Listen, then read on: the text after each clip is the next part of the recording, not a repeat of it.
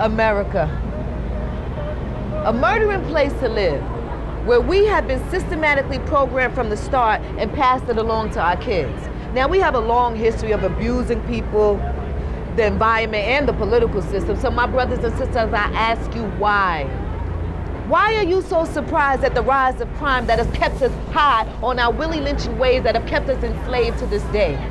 Dots twerking and lurking for butt shots filled with poison that can kill you on the spot. Oh, she thinks she's hot. Not. When Sarah Barton's beautiful full-figure body was put on display in a disgraceful way back in the day due to their racist brutality that still exists to this day. Do you know who you really are? You see, our queens were pioneers in this game, but yet their history tries to erase them from our brain, leaving an unknown stain of ignorance filled with Christopher Columbus and Harry Potter lies, stripped of their contributions and identification. Bell Hooks, Zora Neale Hurston, Frances Cress, Alice Walker, the miraculous cells of Henrietta Leakes, whose cells were stolen by doctors in 1951 to analyze. And surprise, her cells are still being used today, helped to develop the polio vaccine and research in cancer and AIDS. Not quite sure if they shared that with you in your textbook, His Story. No family compensation, while her cells are spread throughout America's murderous, gentrified nation, America.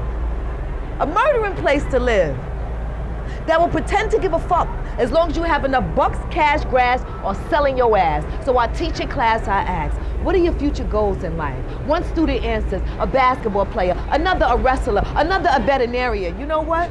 I was on a roll. Until another student stood up and said, I want to be alive. America. A murdering place to live. Now, I cannot let this slide because most children in my neighborhood by the age of 5 are traumatized and desensitized, walking over yellow tape on their first day of school, and we expect them to pay full attention and not act out as fools. They deserve a chance to live. But the problem stems from controlling economical status and their disgusting habits not to give a damn about anything or anyone of importance that doesn't fall into their place, and this goes way beyond race. So after class, this student and I sit down to advise a plan to scholar this scholar with scholarships.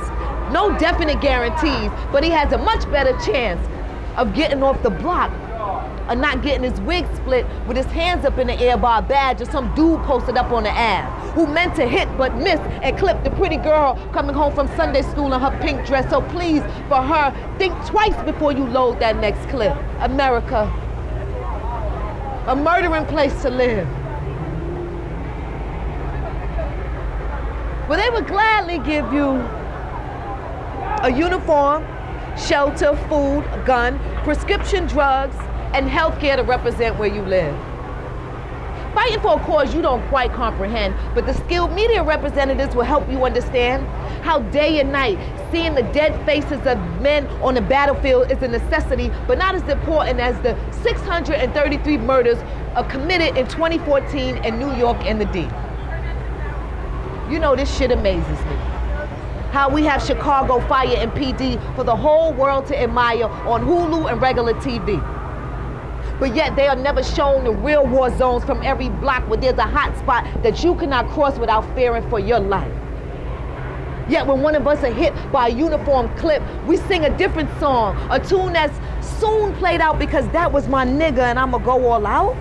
While another family mourns, a mother, a brother, a sister, a father, grandparents, cousins torn. A mother's left alone, trying to raise a family, having child one after the other, but she's all alone. From birth, a mother experiences the gift of attunement with each and every child. To carry life in the womb is God's miracles and blessings.